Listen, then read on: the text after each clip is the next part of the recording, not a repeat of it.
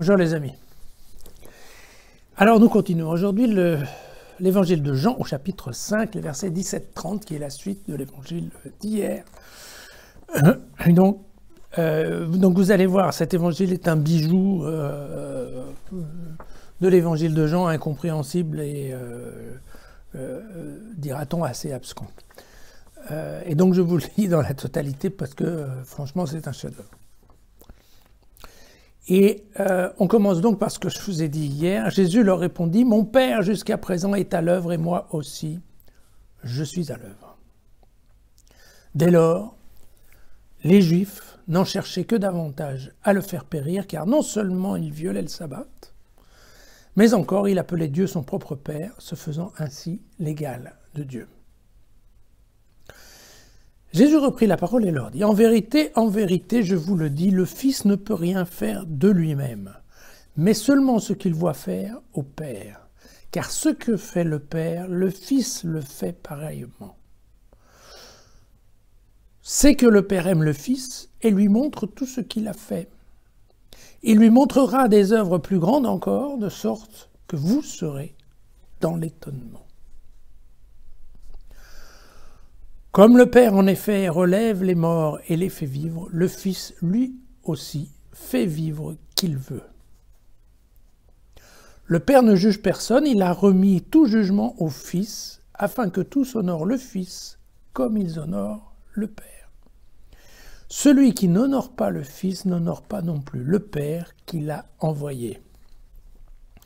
En vérité, je vous le dis, celui qui écoute ma parole et croit en celui qui m'a envoyé, à la vie éternelle.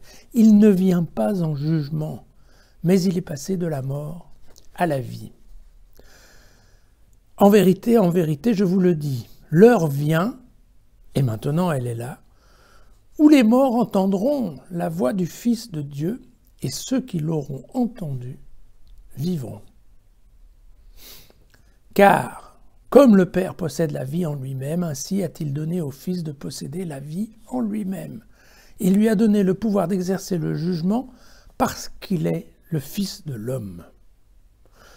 Que tout ceci ne vous étonne plus. L'heure vient où tous ceux qui gisent dans les tombeaux entendront sa voix, et ceux qui auront fait le bien en sortiront pour la résurrection qui mène à la vie. Ceux qui auront pratiqué le mal pour la résurrection qui mène au jugement.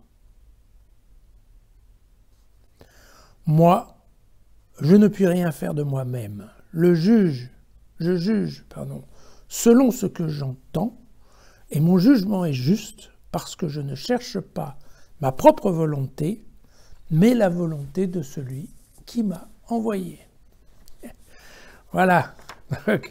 Écoutez, évidemment, c'est vrai, c'est un beau passage. On a vraiment l'impression de rien y comprendre. Alors, quand c'est comme ça, en fait, bon voilà, ce que moi je fais, j'essaye d'écrire à côté du texte quelles sont les idées principales, parce qu'en fait, vous allez voir que l'évangile de Jean est construit de telle façon qu'il y a un certain nombre d'idées principales qui sont effectivement noyées là, sous une logorée de mots qui se répètent et qui tournent en rond.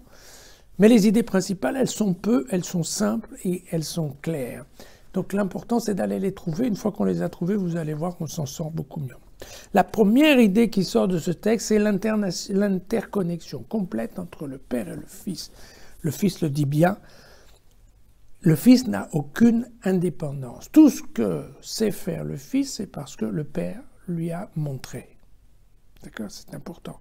Et il y a l'idée que le Père fait plus, qu'il sait encore faire plus que le Fils. D'accord ? Qu'il ne faut pas s'étonner. Il ne faut pas s'étonner parce que, tout simplement, dans peu de temps, le Père va ressusciter le Fils. D'accord ? Ce qui n'est pas très habituel. Donc vous voyez que Jésus annonce déjà qu'il va y avoir des grandes surprises dans le temps qui vient. Mais il est bien important de comprendre ça. En fait, chez Jean, on ne parle jamais du Fils tout seul. Voilà. Quand on parle de Jésus, on parle toujours du Père. L'agir du Fils est toujours interconnecté avec l'agir du Père. Et donc, vous allez le voir parce que quand on voit le Fils, on voit le Père. Quand on entend le Fils, on entend le Père. Et ce que juge le Fils, c'est la même chose que juge le Père.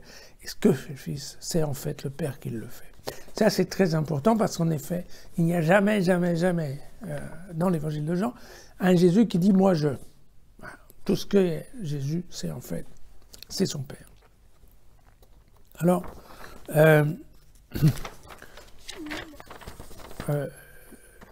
il y a un autre point qui est important au niveau théologique, c'est que celui qui écoute la parole et qui croit sera sauvé. L'Évangile le dit, il passe directement de la mort à la vie.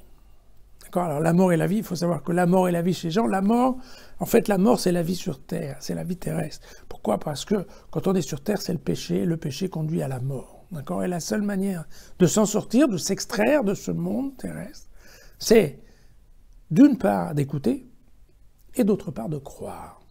De croire en Dieu et de croire aussi dans la nature divine de Jésus. Voilà, de croire que Jésus est effectivement le Fils de Dieu. Mais si vous croyez, alors vous allez directement, c'est automatique, vous passez dans la vie éternelle. La vie éternelle, vous savez que les autres appellent le royaume des cieux. D'accord ? Et ça veut dire que, en fait, si vous croyez, il n'y a pas de jugement, c'est automatique. Si vous ne croyez pas, et si vous refusez, en fait, de croire que Jésus est le Fils de Dieu, à ce moment-là, vous serez jugé. Et vous serez jugé sur quoi ? Sur vos œuvres. Il y aura ceux qui auront fait le bien, il y aura ceux qui auront fait le mal. D'accord ?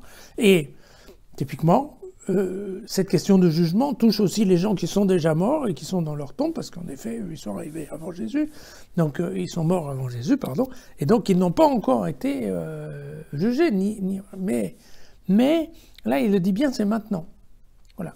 Et donc Jésus maintenant va juger en effet des gens dont il ne sait pas est-ce qu'ils ont cru, ils n'ont pas cru. De toute façon, ils n'ont pas pu croire en Jésus puisqu'ils étaient avant Jésus, d'accord ? Donc ils n'ont pas eu cette possibilité de reconnaître la nature divine de Jésus. Ils l'auraient fait, pas de problème, ils étaient déjà là, d'accord ? Et là, non, ils vont être jugés sur les faits. Donc, encore une fois, c'est la foi. La foi vous sauve automatiquement, même si vous êtes pécheur. Si vous n'avez pas la foi, on vous juge. Et là, on vous juge sur vos œuvres. Voilà. Et attention, on ne peut pas se tromper parce que quand le Fils juge, c'est le Père qui juge.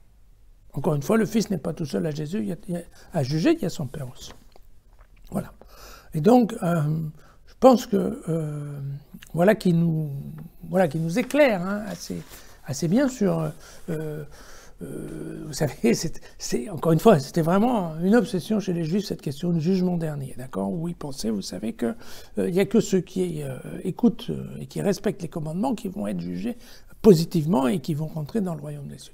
Et vous voyez, là c'est complètement différent, parce que Jean nous fait dire, non. Si vous croyez que Jésus est Dieu, donc c'est globalement ce que font pas les pharisiens, les scribes et tout ça, eh bien, à ce moment-là, c'est bon, vous avez gagné.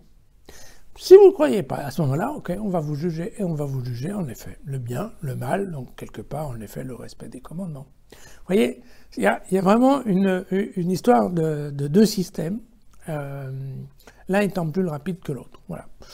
Donc, quand on voit ça comme ça, si on n'est pas très sûr de sa vie, vaut mieux, en effet, croire en Dieu, ça va plus vite. Voilà, c'est ça l'idée.